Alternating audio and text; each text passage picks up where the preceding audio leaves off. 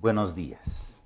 Iniciamos el mes de agosto y hoy, 4 de agosto del 2021, vamos a empezar la sesión general del Hospital Regional de Alta Especialidad de Iztapaluca. En esta oportunidad le cedemos el foro a los residentes de nuestra institución y en esta oportunidad vamos a presentar a la doctora Noemí Saraí Orozco Ramírez, que es residente de cuarto año del Servicio de Ginecología y Obstetricia, quien nos va a hablar de un tema relacionado con la colocación de parche hemático endocervical autólogo como manejo expectante en la ruptura prematura de membranas ovulares. Doctora Noemí Saraí, la escuchamos. Buenos días a todos, yo soy Noemí Orozco, soy residente de cuarto año de Ginecología y Obstetricia. Esta semana nos tocó a nosotros presentar la sesión.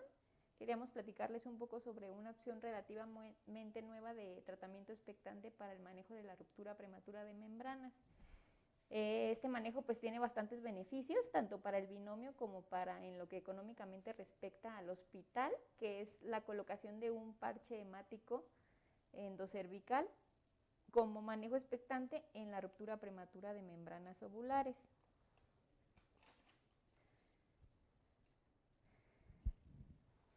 Para ponerlos un poquito en contexto, la ruptura prematura de membranas es la pérdida de la continuidad del saco amniótico antes del inicio del trabajo de parto, esto independientemente del tiempo de gestación.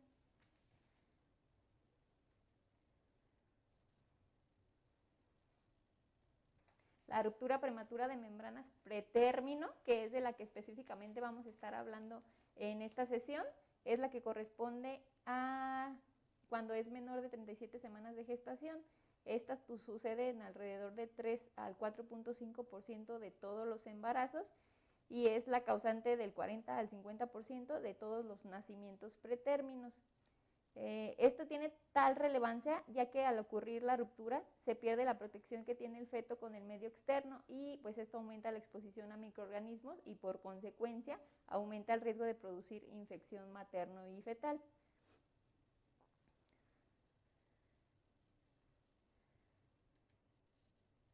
La prematuridad pues es la primera causa de morbilidad perinatal y hasta el 75% de las muertes perinatales se le atribuyen a esta. Hay 5 veces más riesgo de morir en el primer año si es un bebé prematuro. Cada año nacen en el mundo alrededor de 15 millones de recién nacidos pretérmino y más de 1 millón de estos van a morir durante el primer año por complicaciones relacionadas con la prematuridad.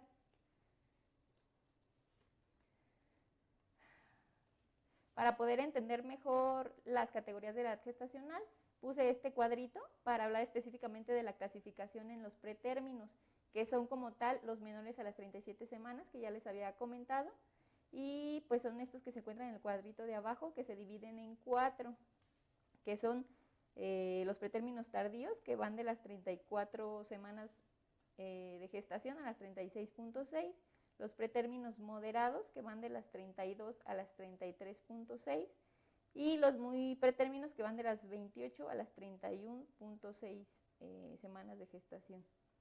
Y vamos a catalogar a los pretérminos extremos, estos son los menores de 28 semanas de gestación.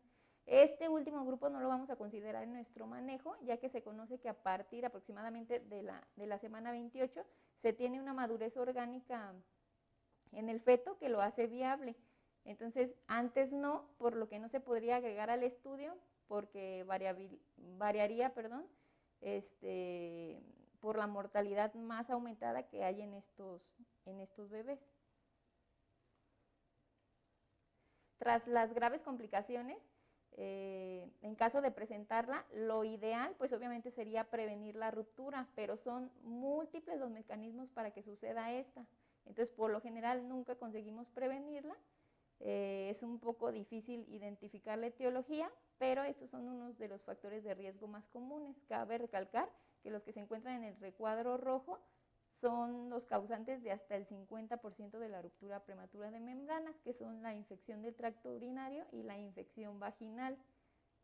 Algunos de los otros factores de riesgo, pues entre ellos están las técnicas de reproducción asistida, la gestación múltiple, los trastornos fetales, poli u oligohidramios, que significa líquido amniótico aumentado o disminuido, afecciones médicas maternas, cirugía abdominal materna durante el embarazo, infecciones intrauterinas, que la longitud cervical se encuentre disminuida entre las 14 y las 28 semanas y que presente actividad uterina, o sea, contracciones.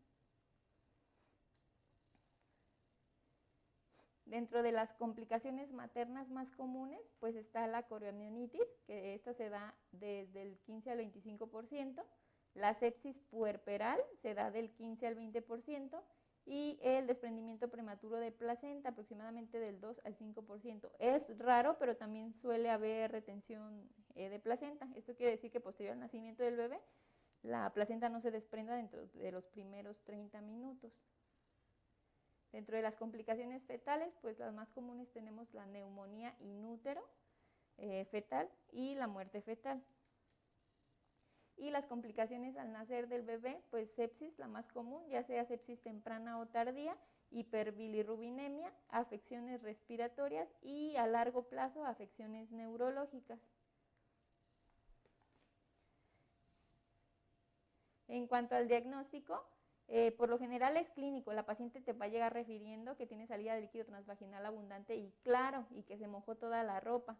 También podemos utilizar algunas maniobras clínicas como el Valsalva y el Tarnier, en caso de que no se demuestre a simple vista. En caso de que clínicamente no lo podamos corroborar, también existen otras opciones, como es realizar el ultrasonido, que por lo general nos van a reportar presencia de oligohidramios, que quiere decir que está el líquido disminuido en cantidad. Y cuando no se puede corroborar por ninguna de estas dos opciones, pues ya nos vamos un poquito más específico a los laboratorios. Como tal, no nos van a decir los laboratorios si hay ruptura prematura de membranas, pero nos pueden dar algunos datos que nos orienten a que ya se está presentando algún tipo de infección. Entonces vamos a tener elevación de los reactantes de fase aguda, elevación de los leucocitos, la procalcitonina. Son como datos indirectos.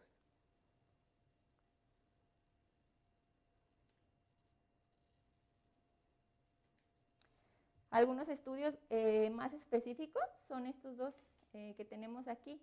Uno de ellos pues es la prueba de la nitracina. Este es un papel, se llama papel de nitracina. Este mide el pH de la secreción que se pone de la muestra. Se va a dividir en 3 grupos, que son el A, el B y el C. Estos 3, estos 2 y los últimos 2. Pues aquí vamos a poner la muestra de secreción vaginal y pues el papel va a cambiar dependiendo del pH. Por lo general, el pH normal de la vagina varía de 3.8 a 4.2 y del líquido amniótico es mucho más alcalino, va de 7 a 7.3. Entonces, va cambiando a más oscuro entre más vaya aumentando el pH. Vamos a colocar un espejo vaginal, se va a tomar la muestra con un hisopo y se coloca sobre el papel. Se deja aproximadamente 3 a 5 minutos y pues nos va a dar, según la coloración, el resultado. Si se encuentra el resultado dentro del grupo A, pues podemos pensar que es normal, que es secreción normal vaginal. Si se encuentra dentro del grupo B, aún no es tan alcalino, pero ya se podría sospechar de alguna infección vaginal. Y dentro del grupo C, pues ya sería confirmatorio de que se encuentra líquido amniótico en la cavidad vaginal. Tenemos aquí en el hospital, bueno, hacemos otra prueba que es la cristalografía. Esta consta igual de colocar un espejo vaginal, se visualiza el cérvix y el fondo de saco posterior, se toma un hisopo y se toma una muestra de líquido que se encuentre en fondo de saco posterior y se pone la muestra sobre una laminilla. Este se deja secar aproximadamente 1 minuto y se ve directamente al microscopio. En caso de que sea líquido amniótico, se van a ver unas figuritas como estas, que lo llamamos en patrón de helechos. Y pues con estas ya serían estas dos pruebas confirmatorias de ruptura de membranas.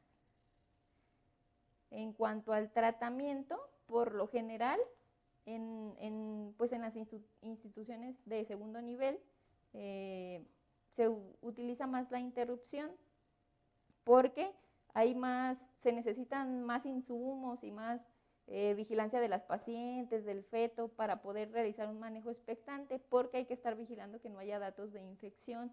Entonces, primero, para decidir entre alguno de estos dos tratamientos, los tres parámetros más importantes, pues es la edad gestacional. Como les comentaba, si la ruptura sucede anterior a las 28 semanas de gestación, por lo general es un feto poco viable, entonces un manejo expectante no sería la opción. Y otra de los factores pues es el estado fetal. Obviamente que el estado fetal nos deje que le demos seguimiento expectante, que no tenga algún criterio para tener que sacar al bebé de inmediato, y el estado materno.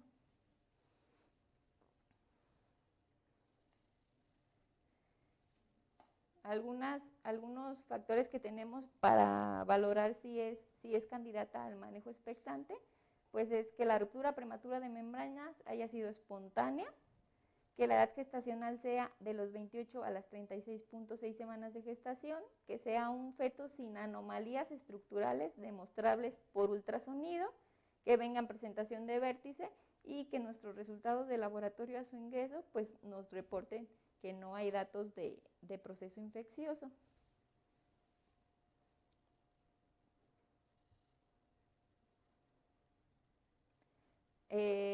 Los criterios que nos van a decir que no es una candidata para manejo expectante son estos, que ya tenemos indicios de infección, que hay complicación materna o fetal que requiera que se interrumpa el embarazo en menos de 24 horas, si el bebé tiene presentación pélvica, si ya la paciente tiene trabajo de parto, pues porque el hemoparche se coloca intracervical. Entonces, por lo general es que no tenga dilatación para que pueda hacer el efecto del taponcito. Si hay dilatación, pues ya no se va a poder colocar. Y si es un embarazo múltiple, tampoco es una opción para dar este tratamiento. En cuanto al manejo expectante, pues obviamente cabe mencionar que no es solo como aumentar el periodo de latencia, sino es aumentar el periodo de latencia para tratar de dar manejo médico y que mejoren las condiciones o el pronóstico fetal en caso de que sí tenga que nacer prematuro. En cuanto al tratamiento, pues primeramente tenemos los tocolíticos. Estos son medicamentos para inhibir la actividad uterina y por ende la dilatación. Estos no tienen evidencia suficiente, ni apoyan ni refutan su uso. Sin embargo, se sabe que pues si quitan la actividad uterina, obviamente van a prolongar el periodo de latencia, pero están prolongando el periodo de latencia y haciendo que se prolongue el periodo de riesgo para infección tanto materna como fetal. Entonces, estos no están en realidad indicados en caso de ruptura. En cuanto a los corticoides, estos sí los utilizamos nosotros como un esquema de inductores de maduración pulmonar fetal. Estos sí tienen evidencia como tal de reducir la mortalidad neonatal, ya que disminuyen el síndrome de dificultad respiratoria, el riesgo de hemorragia intraventricular, de enterocolitis necrosante. De estos los utilizamos, por ejemplo, la betametasona, la utilizamos, son 2 dosis de 12 miligramos cada una intramuscular, separadas de 24 horas. Y la dexametasona son 4 dosis de 6 miligramos cada una, separadas de 12 horas.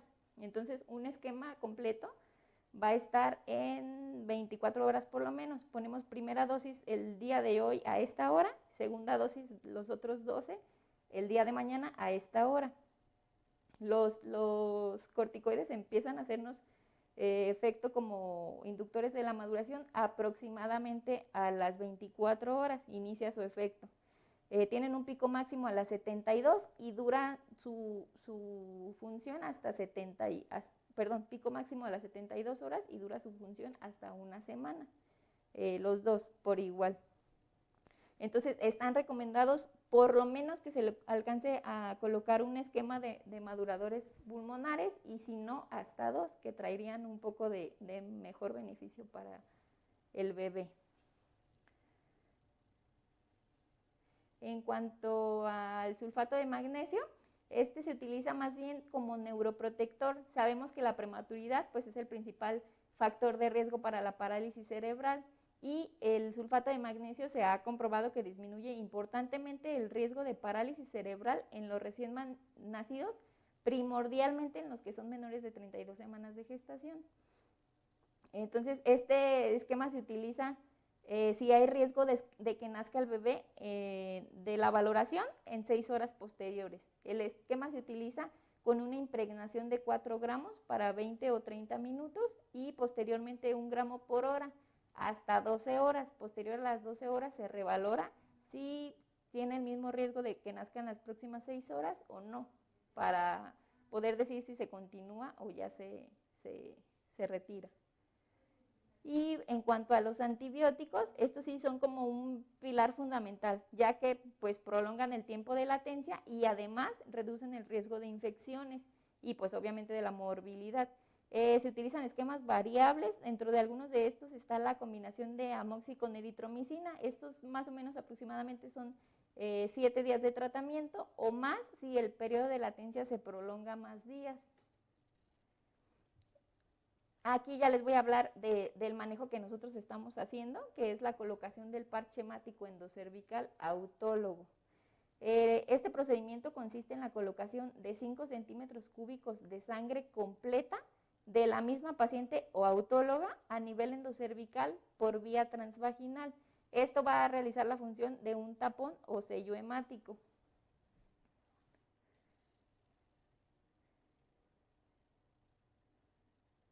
Este va a favorecer la prolongación del periodo de latencia, o sea, nos va a dar más días de oportunidad para dar el tratamiento médico que anteriormente les comenté para mejorar el pronóstico y por ende disminuirá las complicaciones del recién nacido y la estancia hospitalaria del recién nacido.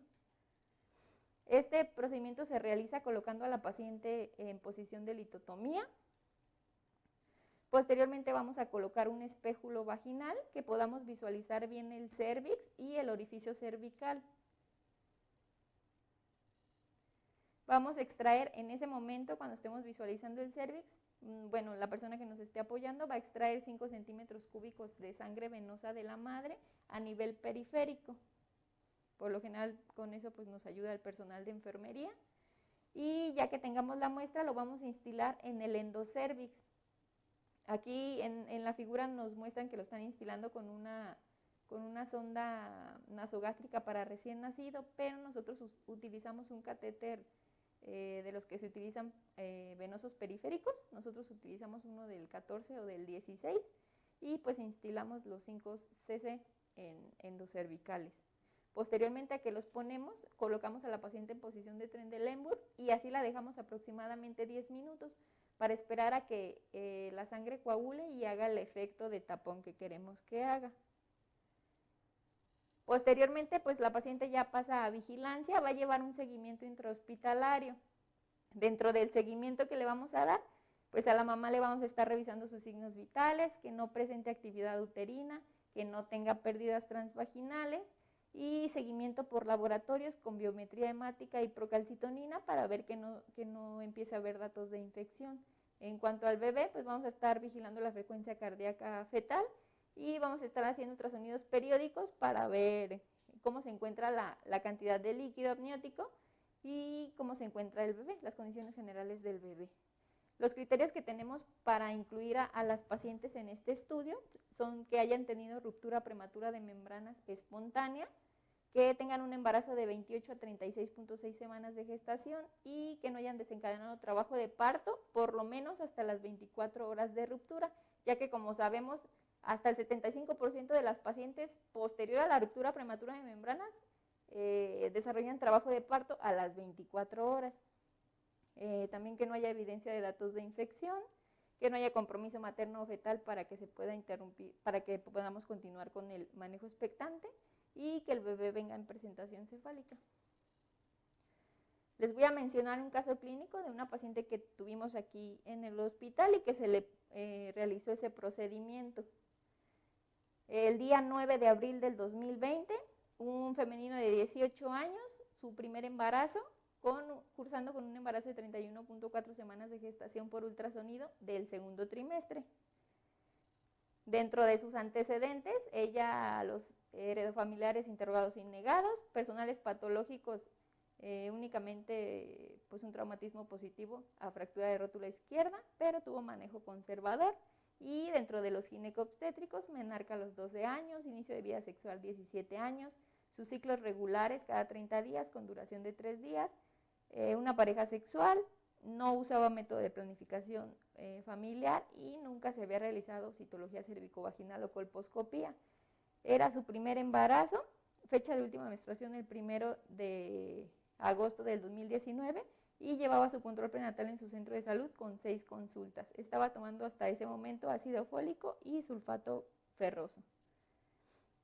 El día que acude con nosotros, pues su motivo de consulta, ella llega aproximadamente a las 4 de la tarde, acude a urgencias por referir salida de líquido transvaginal aproximadamente a las 2:30 horas de la tarde. A la exploración física encontramos su cérvix posterior cerrado totalmente. Ella sí clínicamente tenía Tarnier y Valsalva positivos y el líquido se encontraba claro.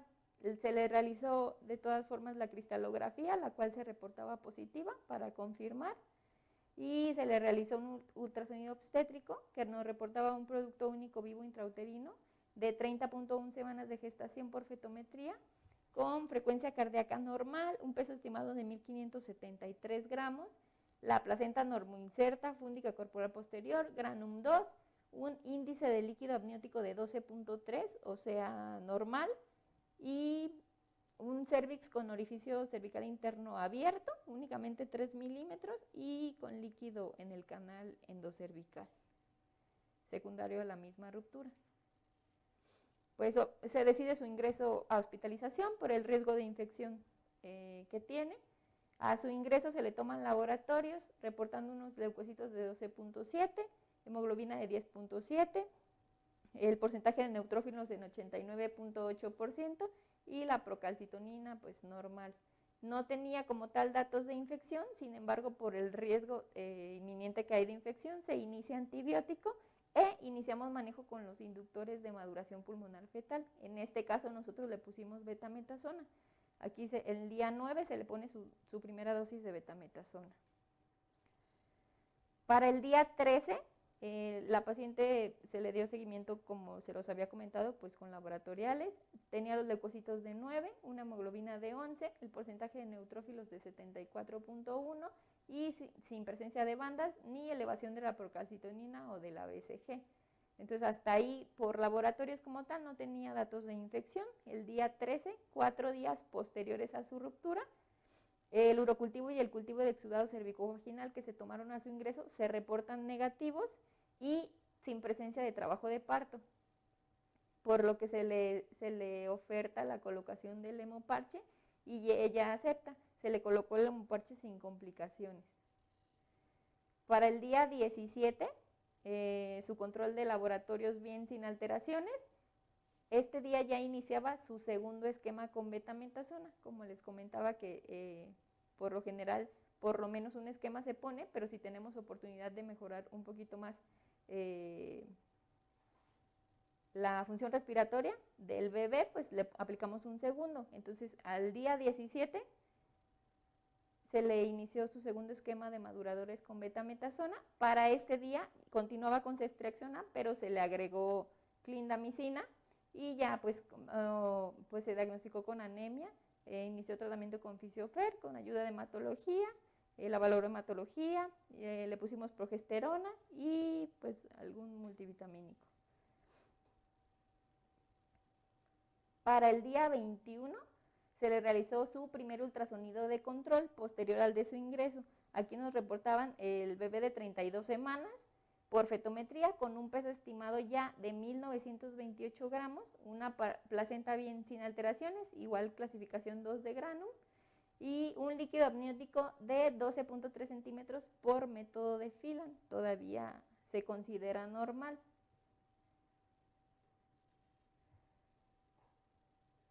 En cuanto al día 22, un día posterior a su ultrasonido de control, igual sus estudios de laboratorio no mostraban alteraciones relacionadas con infección. Para este día, ella ya reportándose con un embarazo de 33.3 semanas de gestación por ultrasonido del segundo trimestre, inicia aproximadamente a las 6:30 de la tarde con actividad uterina regular, con contracciones, por lo que se le realiza un registro tococardiográfico en el cual se reporta categoría 2 por la presencia de taquicardia fetal persistente. O sea, el bebé se encontraba en ese momento con taquicardia. La taquicardia también es un signo en los bebés de que ya empieza a haber algún tipo de compromiso. Entonces se le tomó el registro, nos reportó taquicardia fetal persistente y se decidió la interrupción del embarazo por vía abdominal mediante cesárea. La cesárea se realizó el día 22 a 13 días de la ruptura prematura de membranas y a 9 días de la colocación del hemoparche. Para este día, el bebé ya cumplía con sus 2 esquemas de inductores de maduración pulmonar fetal con betametazonas. Los hallazgos a su nacimiento: nació a las 20:40 horas. Fue una niña, pesó 2 kilos 140 gramos, midió 35 centímetros, un capurro de 34 semanas de gestación, quiere decir que duró por lo menos 34 semanas en la pancita de la mamá, y una calificación al nacer de 6.8, un Apgar de 6.8. Un sangrado total de 300 mililitros y sin complicaciones durante el procedimiento. En cuanto a la mamá, pues cursó con adecuada evolución postquirúrgica. Ella la dimos de alta el día 25 de abril, del 2020, y se fue sin alteraciones en sus, un poquito de elevación de leucocitos, pero son propios del puerperio, pero sin alteraciones que nos dijeran que tuvieran algún tipo de infección la mamá. En cuanto al neonato, desde el día 1 ingresó a la unidad de cuidados intensivos neonatales con diagnóstico de taquipnea transitoria del recién nacido, sepsis neonatal y alteraciones en la succión de glución. Al bebé lo dieron de alta el día 12 de mayo con taquipnea transitoria del recién nacido remitida, sepsis neonatal temprana remitida y con algunas alteraciones de la succión de glución, pero ya le podía dar alimento a la mamá sin compromiso. En cuanto al estudio que estamos realizando aquí, el estudio lo inició el doctor Tito Ramírez, es nuestro jefe de servicio. Pues como ya les dije, consiste en la aplicación de sangre autóloga en el canal endocervical como parte del manejo expectante en la ruptura prematura de membranas. Este estudio se realizó con 8 pacientes, 4 casos y 4 controles al momento que se realizó. Son los que llevábamos hasta ese momento. Ahorita ya se ha realizado el procedimiento en 13 pacientes hasta el día de hoy. En cuanto a los resultados del estudio que se realizó en las 8 pacientes que les comento, pues como recordamos, el valor de P va a ser un valor significativo si es menor a 0.05. Entonces, en cuanto a los datos generales, que son la edad materna, embarazo, edad gestacional, no fue muy relevante los cambios. Donde sí ya hubo un poco de relevancia es en el líquido amniótico final, el líquido amniótico que se encontraba a la hora de la interrupción del embarazo. En los casos control, o sea, en los que no se utilizó el procedimiento, más o menos quedaba 1 centímetro cúbico y 1 centímetro por ultrasonido, y en los experimentales 6 más menos 4 centímetros. En cuanto a la latencia en días, aquí se fue muy significativo, ya que en las pacientes que no se les aplicó el parche, más o menos tuvieron de latencia 2 más menos 1 día. Y en las pacientes que sí se les aplicó, pues la latencia se alargó totalmente de 14 más menos 7 días. En este caso, pues en los pacientes control, como tuvieron una latencia menor, únicamente se les alcanzó a colocar un esquema de inductores de madurez pulmonar. En cambio, a los experimentales que les pusimos el parche, tuvieron la mayoría sus 2 esquemas de inductores. En cuanto a la vía de nacimiento, no hubo muchas diferencias, pues el sexo y el peso igual no. Un poco lo hubo en el Apgar, que es la calificación que le dan los pediatras de acuerdo a sus condiciones al nacimiento. En los pacientes controles, en los que no se les puso el parche, la mayoría cursaron con 7.9, y en los que sí se les colocó con 6.8. En cuanto a las semanas de gestación, también no es muy significativo, pero en los grupos control fueron 33 más menos 2 y en los experimentales 34 más menos 2, por lo menos una semana más. Y en cuanto a los días de estancia en la terapia intensiva, aquí sí fue un poco más significativo, ya que en los controles estuvieron más días que los pacientes que sí les pusimos el parche. Aquí es como donde viene lo más relevante ahorita que tenemos de resultados en cuanto a este procedimiento que realizamos. Los días de estancia maternos, pues obviamente sí son más en los experimentales porque las tenemos en vigilancia hospitalaria, entonces llevan un manejo hospitalario cuando tienen el parche, no pueden deambular y varias cosas que las tenemos que tener en vigilancia, los laboratorios, todo eso que debe de llevar un manejo hospitalario. En cambio, a las pacientes que les dimos manejo expectante nada más, no, perdón, manejo expectante pero sin el parche, pues duraron menos días de estancia. Entonces, en cuanto a los gastos de la estancia de la atención materna, pues sí fueron un poquito más bajos en las pacientes en las que no se les colocó el parche. En este caso, en general, se hizo como un promedio y en una mamá, en la hospitalización de una mamá que no se le puso el parche, se gastaron alrededor de 166,836 pesos. En cambio, a una mamá que sí se le colocó el parche, 167,560. Entonces, aquí hubo alrededor de 1,300 pesos de diferencia. Sí es más caro la atención materna en la paciente que se le colocó el parche, pero donde pues sí surgió una relevancia más importante es en el gasto que hubo en la atención neonatal. A un bebé en promedio de los que no se le colocó el hemoparche, se gastaron durante toda su hospitalización que requirió de la terapia intensiva neonatal 1,261,976 pesos en promedio por cada bebé. Y en las pacientes que sí se les colocó el parche, que ya habíamos visto que disminuyó su estancia en la terapia intensiva neonatal, se gastó alrededor de 964,865, o sea, una diferencia muy significativa de más o menos 300,000 pesos en la hospitalización de los bebés.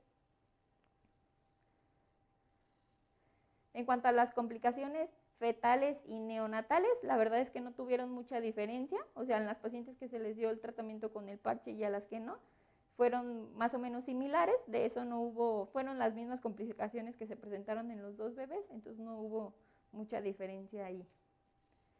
Y pues ya como conclusiones, pues tenemos que es un procedimiento de bajo costo y complejidad y no nos incrementa el riesgo para el binomio, como ya vimos en los resultados. Y el incrementar el periodo de latencia después de la ruptura prematura de membranas, además de complementar el cuidado fetal con el tratamiento que les mencioné, pues beneficia el desarrollo fisiológico y estructural del feto, favoreciendo así la respuesta al tratamiento neonatal.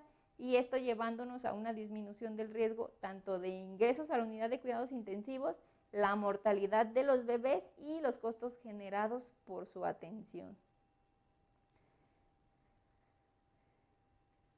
Y pues esto sería todo. Les agradezco su atención. Este estudio pues lo vamos a seguir llevando a cabo aquí en el hospital, ya que estamos viendo pues que sí nos está llevando a resultados favorables. Y pues nada más, muchas gracias por su atención. Muchas gracias, doctora Noemí Saraí Orozco, por su interesante plática. Le extendemos una constancia de su participación en la primera sesión de agosto de este año, y a todos los que nos siguen todas las semanas en este ciclo de sesiones académicas generales del Hospital Regional de Alta Especialidad de Iztapaluca, les extendemos una cordial invitación para seguirnos el próximo miércoles. Que sigan pasando un lindo día.